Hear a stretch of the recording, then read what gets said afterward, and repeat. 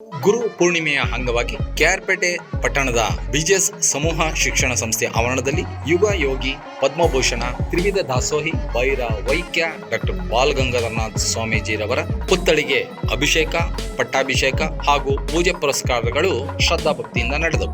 ಆದಿಚುಂಚನಗಿರಿ ಮಹಾಸಂಸ್ಥಾನ ಮಠ ಹೇಮಗಿರಿ ಶಾಖೆಯ ಗೌರವ ಕಾರ್ಯದರ್ಶಿಗಳಾದ ಡಾಕ್ಟರ್ ಜಿಎನ್ ರಾಮಕೃಷ್ಣೇಗೌಡ ಅವರು ಬಾಲಗಂಗಾಧರನಾಥ ಮಹಾಸ್ವಾಮೀಜಿಯವರ ಪುತ್ಥಳಿಗೆ ಅಭಿಷೇಕ ಮಾಡಿ ವಿಶೇಷ ಪೂಜೆ ಸಲ್ಲಿಸಿ ಗುರುಗಳ ಗುಣಗಾನ ಮಾಡಿ ಕಾರ್ಯಕ್ರಮಕ್ಕೆ ಆಗಮಿಸಿದ ಎಲ್ಲ ಹಿರಿಯರನ್ನ ಸನ್ಮಾನಿಸಿ ಗೌರವಿಸಿದರು. ಅವರು ಅಜ್ಞಾನದ ಅಂಧಕಾರವನ್ನು ಒಡೆದೋಡಿಸಿ ಸನ್ಮಾರ್ಗದಲ್ಲಿ ಮುನ್ನಡೆಯುವಂತೆ ಮಾರ್ಗದರ್ಶನ ಮಾಡಿ ದಾರಿ ತೋರಿದ ಗುರುವನ್ನ ಭಕ್ತಿಯಿಂದ ಸ್ಮರಿಸಿ ಪೂಜೆ ಮಾಡುವುದು ನಮ್ಮ ಸನಾತನ ಹಿಂದೂ ಧರ್ಮದ ಒಂದು ಭಾಗವಾಗಿದೆ.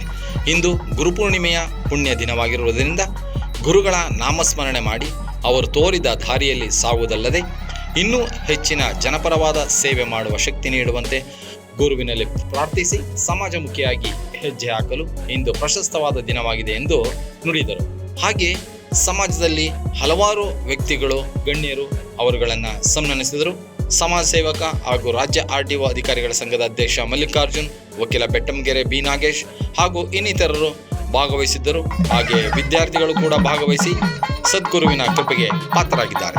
ಪೂಜ್ಯ ಜಗದ್ಗುರು ಪದ್ಮಭೂಷಣ ಯುಗ ಯೋಗಿ ಭೈರವೈಕ್ಯ ಡಾಕ್ಟರ್ ಶ್ರೀ ಶ್ರೀ ಶ್ರೀ ಬಾಲಗಂಗಾಧರನಾಥ ಮಹಾಸ್ವಾಮೀಜಿಯವರ ದಿವ್ಯ ಚೇತನಕ್ಕೆ ಶಿರಸಾಷ್ಟಾಂಗ ಪ್ರಣಾಮಗಳನ್ನು ಸಮರ್ಪಣೆ ಮಾಡಿ 72ನೇ ಜಗದ್ಗುರು ಪರಮ ಪೂಜ್ಯ ಶ್ರೀ ಶ್ರೀ ಶ್ರೀ ಡಾಕ್ಟರ್ ನಿರ್ಮಲಾನಂದನಾಥ ಮಹಾಸ್ವಾಮೀಜಿಯವರ ಸನ್ನಿಧಿಗೂ ಕೂಡ ನನ್ನ ಧನ್ಯವಾದಗಳನ್ನು ಸಮರ್ಪಣೆ ಮಾಡ್ತಾ ಇವತ್ತಿನ ವಿಶೇಷವಾದ ಕಾರ್ಯಕ್ರಮ ಅಂದರೆ ಗುರುಪೂರ್ಣಿಮೆ, ವ್ಯಾಸಪೂರ್ಣಿಮೆ. ಗುರುಗಳಿಗೆ ವಿಶೇಷವಾದಂಥ ಭಕ್ತಿಯನ್ನು, ಶ್ರದ್ಧೆಯನ್ನು, ಪೂಜೆಯನ್ನು, ನಿಷ್ಠೆಯನ್ನು, ನಿಯಮಗಳನ್ನು ತೋರಿಸುವಂಥ ವರ್ಷದ ಏಕೈಕ ದಿನ ಅಂದರೆ ಅದು ವ್ಯಾಸಪೂರ್ಣಿಮೆ. ಅದು ಹೆಚ್ಚು ಗುರುಗಳಿಗೆ, ಸಾಧಕರಿಗೆ ನಿಗದಿಯಾದಂಥ ಮೀಸಲಾದಂಥ ಒಂದು ದಿನ. ಇದನ್ನು ಬಹಳ ದಿನಗಳ ಹಿಂದಿನಿಂದನೂ ಕೂಡ ಈ ಸಂಪ್ರದಾಯಗಳನ್ನು ನಡೆಸ್ಕೊಂಡು ಬಂದಿದ್ದಾರೆ. ಅದರಲ್ಲೂ ನಮ್ಮ ಗುರುಗಳು ಇದ್ದ ಅವಧಿಯಲ್ಲಿ ಗುರುಪೂರ್ಣಿಮೆ ಅಂದರೆ ಬಹುಶಃ 1,000 ಜನ ಸಾಧುಗಳನ್ನು ಕರೀತಾ ಇದ್ರು.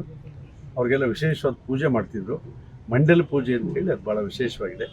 ಎಲ್ಲ ಸಾಧುಗಳನ್ನು ಸಾಲಕ್ಕೆ ಕೂರಿಸಿ ಅವ್ರಿಗೆ ಹಾರನ ಹಾಕಿ, ಶಾಲ ಹಾಕಿ, ತಲೆ ಮೇಲೆ ಪುಷ್ಪಗಳನ್ನು ಹಾಕಿ ಆಮೇಲೆ ಪಾದಪೂಜೆ ಮಾಡುವಂಥ ಒಂದು ಕಾರ್ಯಕ್ರಮ ಇತ್ತು. ಅದು ಮಠದಲ್ಲಿ ಈಗಲೂ ನಡೆಯುತ್ತೆ. ಆದರೆ ನಮ್ಮ ಈ ಬ್ರ್ಯಾಂಚಲ್ಲಿ ಏನಾಯಿತು, ಪ್ರತಿ ವರ್ಷ ಈ ಹೇಮಗಿರಿ ಶಾಖಾ ಮಠದ ವತಿಯಿಂದ ಪ್ರತಿ ನಮ್ಮ ಶಾಲೆಯಲ್ಲೂ ಕೂಡ ಸ್ವಾಮೀಜಿಯವರ ಒಂದು ಪುತ್ಥಳಿಯನ್ನು ನಾವು ನಿರ್ಮಾಣ ಮಾಡಿದ್ವಿ.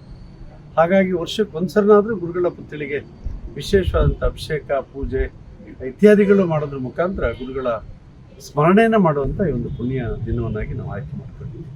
ಹಾಗಾಗಿ ಬಹುಶಃ ಎಲ್ಲ ಭಕ್ತರ, ಆಸ್ತಿಕ ಮಹಾಶಯರ ಮತ್ತು ಅಭಿಮಾನಿಗಳ ಮುಖಾಂತರ ಈ ಕಾರ್ಯಕ್ರಮ ನಡೀತಿದೆ. ಬಹುಶಃ ಈ ಸಂದರ್ಭದಲ್ಲಿ ಗುರುಗಳು ಏನು ಆದೇಶ ಕೊಟ್ಟರು, ನಮಗೆ ಹೇಗೆ ಸಮಾಜಮುಖಿಯಾಗಿ ಕೆಲಸ ಮಾಡಬೇಕು, ಸಮಾಜದ ಹಿತವನ್ನು ಕಾಪಾಡಬೇಕು ಅನ್ನುವಂಥ ಕೈಂಕರ್ಯ ಏನಿತ್ತು ಅದನ್ನು ಮಠದ ವತಿಯಿಂದ ಮಾಡುವಂಥ ಕೆಲಸವನ್ನು ಬಹುಶಃ ಆದಿಚುಂಚನಗಿರಿ ಮಹಾಸಂಸ್ಥಾನ ಮಠ ಮಾಡ್ತಾ ಇದೆ.